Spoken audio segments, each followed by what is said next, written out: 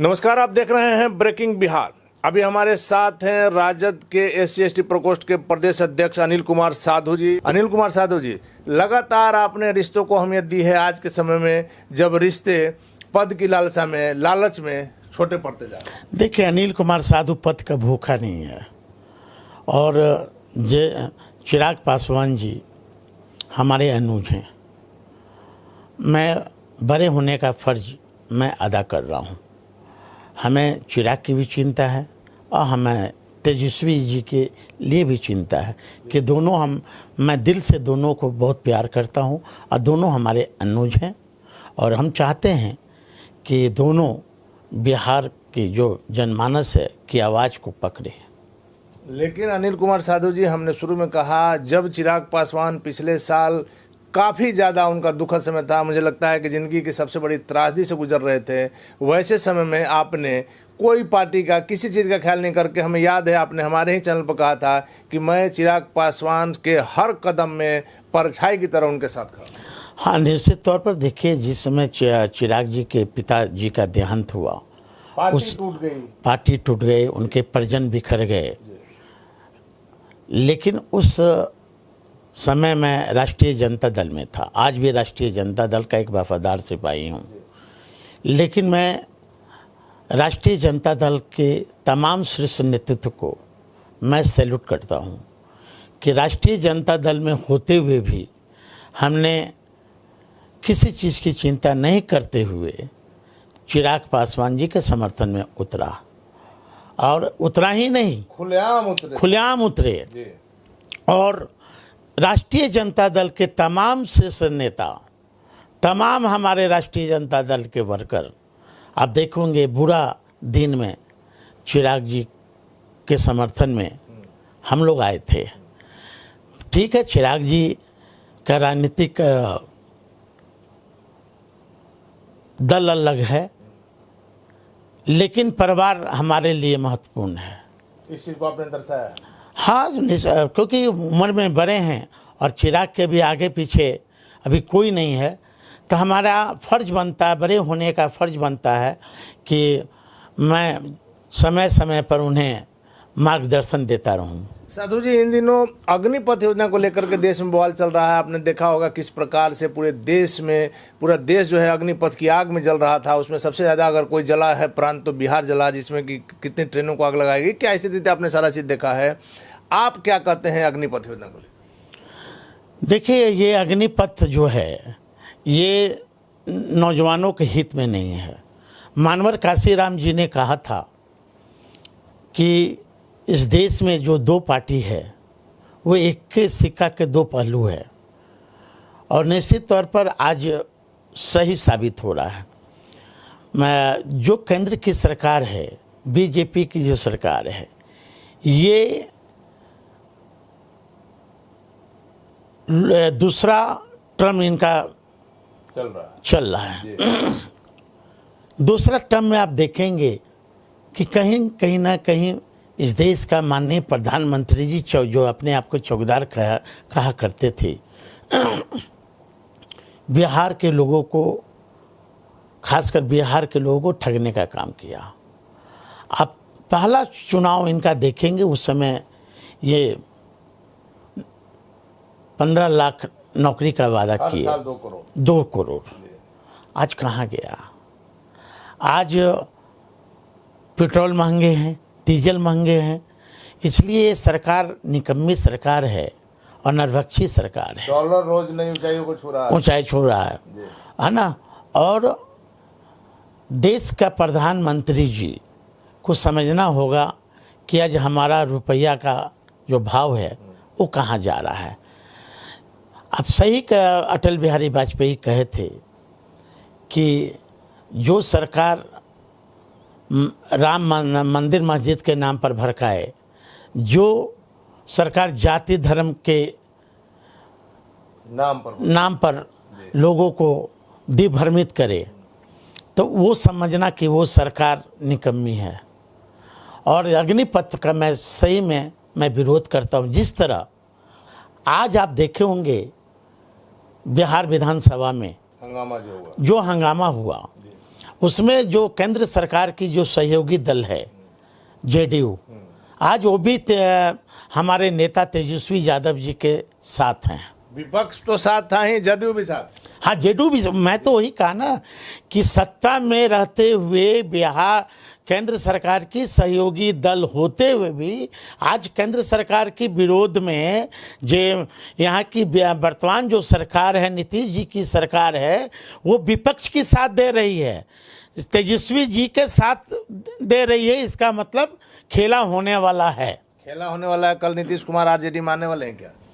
अब देखिए, राजनीतिक संभावनाओं का खेल है, कौन कहाँ जाएगा ये, क्योंकि आप ये कुछ बन रहा है। नहीं, आप देखे होंगे जो समझवादियों लोग समझवादी कहते हैं, अब हमें लगता है कि पहले वाला समझवादी का अब ये नियत नीति सिद्धांत नहीं रहा।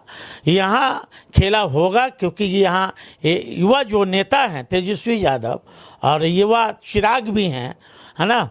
मैं बार बार सभी चैनल पर मैं बोलता हूँ कि हमारे लिए सबसे पहले बिहार का हित है, फिर हमारे लिए दूसरा नंबर पर पार्टी का हित है, तीसरा नंबर हमारा व्यक्तिगत हित है।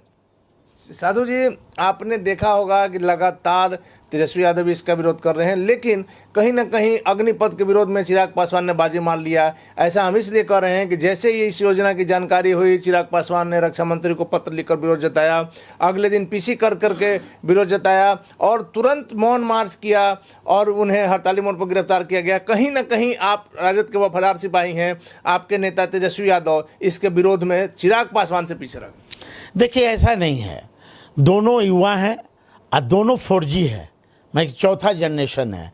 तब जो हम लोग जो जिस जनरेशन में हैं, निश्चित तौर पर ये लोग दोनों युवा ये बिहार हित और राष्ट्र हित के लिए सोचते हैं। कहीं ना कहीं दोनों के लिए पहला बिहार को बचाना। आपको नहीं लगता है कि बिहार हित में दोनों को एक साथ आ जाना चाहिए? मैं तो बार मैं चैनल पर मैं कहा, कोई ऐसा चैनल मेरे लिए छूट नहीं रहा कि हमने नहीं ये बोला कि दोनों युवा हैं, दोनों युवा को बिहार की भावनाओं को कद्र करनी चाहिए, बिहार की भावनाओं को समझना चाहिए और एक साथ दोनों आकर बिहार को बचा ले, यही बुद्धिमानी है। साधु जी, आखिरी सवाल लेंगे कि जिस प्रकार से आप आरजेडी के वफादार सिपाही हैं, बोचहा के उपचुनाव में आपने जो मेहनत किया, आप एक स्टार की तरह उभरे थे, जिस प्रकार से लगातार आप शुरू से लेकर अंत तक वहां पर खूंटा गाड़ के बैठे थे और उसका रिजल्ट भी आपने पार्टी हित में दिया, लेकिन जब समय आया एमएलसी के लिए तो पार्टी ने आपको नकार दिया। देखिए, नकारना उसको नहीं कहते हैं। बहुत सारी जो शीर्ष नेता होते हैं उनके साथ बहुत सारी परेशानी होती है। यहाँ पर एक अनार और 100 बीमार थे, है ना। तो नेता को पार्टी चलाना है और नेता को देश भी चलाना है। तब ये ऐसा नहीं है कि हम पार्टी के वफादार हैं। और आप बोचाही नहीं, आप कुशेश्वर स्थान में भी उपचुनाव हुए थे, वहाँ भी हमने अपनी पार्टी की बातों को मैंने जनता के समक्ष रखा, अपने नेताओं को भावनाओं का जो बात है मैंने जनता के बीच रखा। इसलिए ऐसा नहीं है।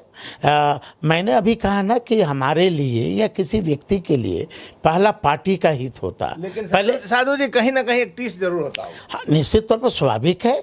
आप मान लीजिए कि आप चैनल के मालिक हैं, आप खुद चाहते होंगे कि हमारा जो चैनल है ये सबसे आगे बढ़े, है ना। स्वाभाविक है कि जो भी व्यक्ति है, चाहे हमारा छोटा कार्यकर्ता हो, उसका भी दिल में ये होता है कि मैं अपने पार्टी के लिए अपने नेता की बातों को मैं पंचायत स्तर पर मैं रखता हूँ, तब कहीं ना कहीं रिवार्ड मिले ऐसा।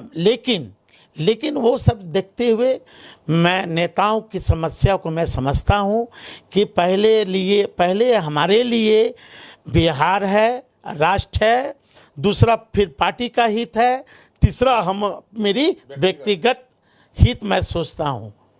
ऐसा नहीं है, ठीक है, स्वाभाविक है कि थोड़ा सा दिल में दर्द किसी को भी होता है। अब कोई ये रिपोर्टर है तो चाहते होंगे कि मैं चीफ रिपोर्टर बन जाऊं, है ना। स्वाभाविक महत्वाकांक्षा तो हर एक व्यक्ति को है ना, इसलिए ऐसा पार्टी से कोई नाराजगी नहीं। नाराजगी किस बात का रहेगा। हमारे नेता, मैं तेजस्वी यादव जी के नेतृत्व पर मैं भरोसा किया हूँ। हाँ, और मैं उनके पद चिन्हों पर हम लोग चल रहे हैं, उनके बताए हुए रास्ते पर चल रहे हैं। आदरणीय लालू जी की जो पार्टी है, सामाजिक न्याय की पार्टी है, यदि आदरणीय लालू यादव जी या हमारे नेता तेजस्वी यादव जी बीजेपी से हाथ मिलाए होते तो शायद आज ये गंगा स्नान कर लिए होते। लेकिन ये तेजस्वी यादव जी ऐसा शख्स हैं कि देखिए, जानवर वही मरता है जो सड़क पार करते वक्त जो नहीं डिसाइड करता कि मैं दाहिने जाऊं या बाएं जाऊं, वही जानवर की मृत्यु होती है। लेकिन तेजस्वी यादव जी ने डिसाइड किया कि मैं किसी भी कीमत पर, चाहे बलि में चढ़ जाऊं, लेकिन गोडसे के खानदान के साथ मैं कभी नहीं जाऊंगा। और आपको मैं आपके चैनल पर मैं ज़रूर कह दूं, जो आरएसएस की बात करेगा वो कभी अम्बेडकरवादी हो ही नहीं सकता है, ना अम्बेडकरवाद के विचार पर चल सकता है। साधु जी, हमने आखिरी सवाल कहा था, लेकिन जब आपसे मिलते हैं तो बातों का कुछ सिलसिला लंबा खींच जाता है। लेकिन ये आखिरी सवाल है कि महाराष्ट्र में जो राजनीतिक उठापटक, जो घटनाक्रम वहाँ जो घट रही है, उस पर आप क्या कहें?